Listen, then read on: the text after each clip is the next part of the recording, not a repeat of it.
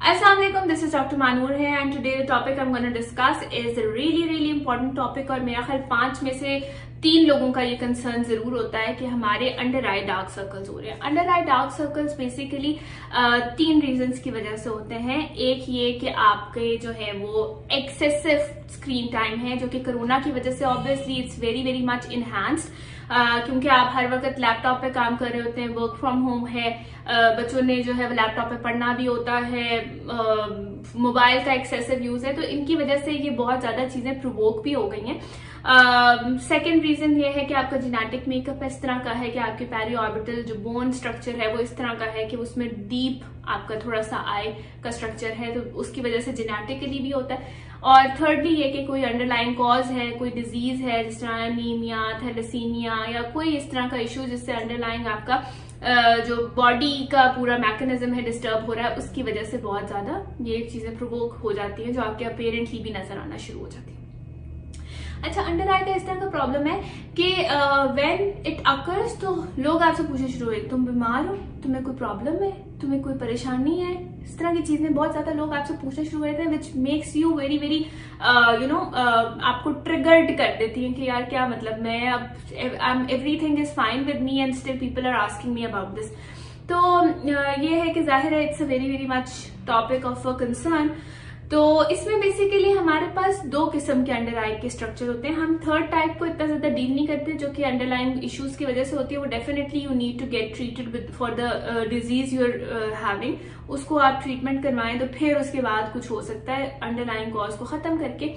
पहले जो 2 कैटेगरीज हैं जिसमें हमारे पास आते हैं, एक्सेसिव स्क्रीन टाइम की वजह से आपके जो बहुत ज्यादा क्या कहते हैं अंडर आई का फैट पैड श्रिंकेज हो जाती है जिसकी वजह से आपकी डीप अंडर आईज आपको नजर आती हैं, उनको जो है हम ट्रीट कर सकते हैं। और दूसरा जो जेनेटिक मेकअप के थ्रू जो आपकी डीप बोन एरिया होता है। अच्छा, इसमें हमारे पास 2 कैटेगरीज जो है उनमें इस तरह होता है कि बेसिकली फर्स्ट कैटेगरी ये है कि जिसके अंदर हमारे पास एक्सेसिव यूज की वजह से आपका अंडर आई का जो स्ट्रक्चर है वो जो फैट पैड है वो श्रिंक हो जाता है। जब वो श्रिंक हो जाता है तो it is very much shrink होने के बाद वो जाहिर है डीप हो जाती है और आपकी under eye dark circles visible ज्यादा होना शुरू हो जाते हैं। तो इसको हम किस तरह ट्रीट करते हैं? इसको हम ट्रीट करते हैं प्रेफरेबली इन यंग एज में। ज्यादातर जो यंग एज पेशेंट्स आते हैं मेरे पास जो कि मतलब लाइक तकरीबन 18 से ऑनवर्ड्स 30 के बीच में, उनको मैं ज्यादातर रिकमेंड करती हूँ कि वो PRP या PRF करवाएं। ठीक है, PRF इज मोर सूटेबल और PRP भी जो है वो इसके लिए सूटेबल होती है। What does this do? अच्छा, PRP या PRF आप इसके अंदर इंजेक्ट करते हैं तो it basically enhances the structure of your fat pad. जब फैट पैड का स्ट्रक्चर इनहांस होता है तो वो जो आपकी श्रिंकन फैट पैड होता है वो थोड़ा सा फ्लफ हो जाता है, फ्लफ अप होता है, तो वो आपकी वो स्पेस को फिल करता है और आपकी स्किन को रेज कर देता है। When your skin is raised, तो फिर क्या होता है कि स्किन रेज होने के बाद आपके जो वो डार्क सर्कल्स हैं वो काफी विजिबली रिड्यूस होना शुरू हो जाते हैं। It doesn't happen in a 1 day और 1 नाइट। इसमें यह है कि डेफिनेटली रिक्वायर्स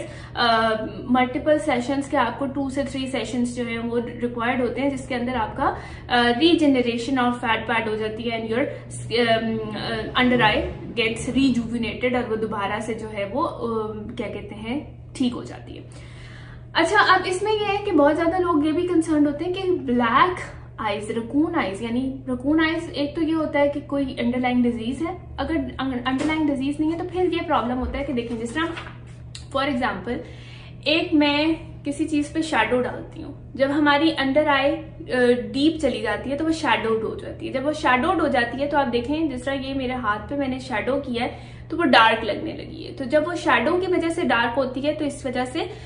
वो काली भी लगने लगती है। तो उसको ट्रीट करने का भी सिमिलरली यही तरीका है कि जब आप उसको शैडो को खत्म करेंगे यानी स्किन रेज होगी तो वो शैडो खत्म हो जाएगा। जब ये शैडो खत्म हो जाएगा तो it will appear brighter and it will not appear black.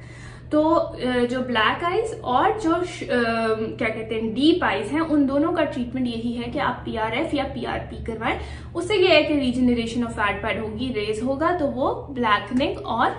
जो शैडो है वो खत्म हो जाएगा।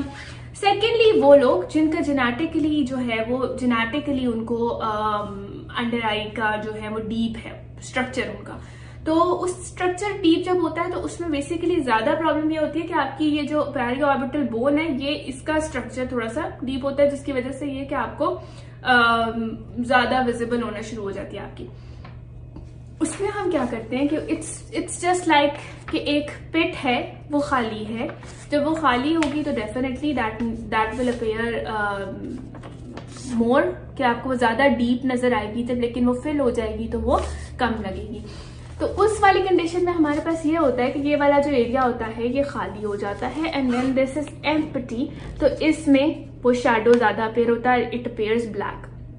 तो हम क्या करते हैं कि इसके अंदर हाइलुरोनिक एसिड के फिलर्स को इंजेक्ट कर देते हैं, जिस ना कोई गड़ा होता है उसको हम फिल कर देते हैं तो वो फ्लैटन अप हो जाता है और उसमें जाहिर है हमें शैडो या नीचे से वो ब्लैक नहीं नजर आता। सिमिलरली इसमें भी हम यही करते हैं कि इसमें हम वो जो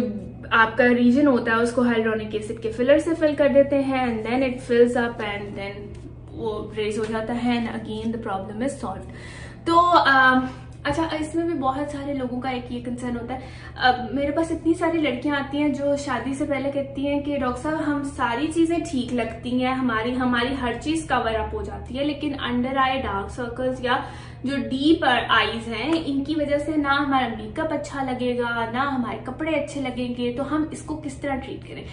एंड देन बहुत सारा ये भी इशू है कि जी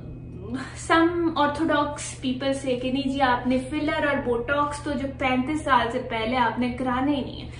देखिए हर किसी की कंडीशन डिफरेंट होती है, जैसा मैं वही बता रही हूँ कि if you have the fat pad available तो उसमें PRP is a good option. लेकिन अगर आपका वो इशू नहीं है, इनहेरिटेंस इज योर इशू कि आपको बचपन से ही ये प्रॉब्लम है और आपको अल्टीमेटली जल्दी सोल्यूशन चाहिए, ये शादी वाला ड्यूरेशन, मतलब मैं वही बता रही हूँ कि जो लड़कियां आती हैं वो हार्डली उनके पास महीना 1.5 महीना होता है, तो उसके अंदर पीआरपी इतना ज्यादा अच्छा वर्क नहीं करता क्योंकि it needs time of at least 6 months कि 3 महीने की वो ट्रीटमेंट कराएं, उसके बाद वो 3 महीने वेट करें एंड देन द अल्टीमेटली जो आपकी नेचुरल ग्रोथ है वो ज्यादा आएगी। लेकिन अगर जल्दी किसी को सोल्यूशन चाहिए, किसी के महीने 2 में शादी है, तो ऑब्वियसली ही और शी कैन नॉट वेट कि वो 6 महीने वेट करें एंड देन, तो उस सोल्यूशन में, उस सिनेरियो में I guess hyaluronic acid fillers जो कि टीएट्रफ फिलर्स हैं वो बहुत अच्छी ऑप्शन है and they should be utilized to avoid कि आप अपनी जो आप अपने बिग डेज हैं उनको जो है वो एंजॉय ना कर सकें, आप इसी प्रॉब्लम में रहें कि हाय मैं शादी के बाद फौरन उसे कंसील करूँ, ये करूँ वो करूँ, और इवन उससे भी नहीं हाइड होते, तो इट्स बेटर कि आप उसको हाइलुरोनिक एसिड फिलर्स यूज कर लें। अंडर आई में वैसे भी जो है हम फाइन फिलर्स यूज करते हैं जो कि बहुत ज्यादा डेंस नहीं होते और वो नेचुरल बहुत नेचुरल लुक देते, तो they are good for that. तो if you are having a big day soon तो you can get it done, और अदरवाइज अगर आप चाहते हैं कि लेटर ऑन आपको ये प्रॉब्लम ना हो तो you can get the under eye PRP treatment या PRF treatment which can help you a lot in saving your personality का जो लुक्स होती है वो भी, और आपको बहुत ज्यादा कॉन्फिडेंस भी बूस्ट करती है, क्योंकि नॉर्मली लोग आपको ये कहते रहते हैं कि बीमार तो नहीं है अगर आपकी अंडर आईज डार्क होती है, तो लोग ज्यादातर ये पूछते हैं कि do you have some health issue या कोई इस तरह का प्रॉब्लम है। तो इन सब चीजों से, इनकन्वीनियंस से बचने के लिए you can get through these treatment. And मेरा मकसद इन वीडियोस को बनाने के लिए है कि आप, बहुत सारे लोग जो है वो डिफरेंट जब डॉक्टर्स के पास जाते हैं, विजिट करते हैं, तो